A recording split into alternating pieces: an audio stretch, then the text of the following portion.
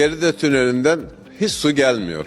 Dolayısıyla Kesik Köprü'den gelen suya yüklenmek durumunda kaldık. Kesik Köprü'den gelen suyu Sayın Mustafa Tuna döneminde ileri arıtma teknikleriyle arıtıldığı için artık musluktan içilebilir hale getirmiş bulunmaktaydık.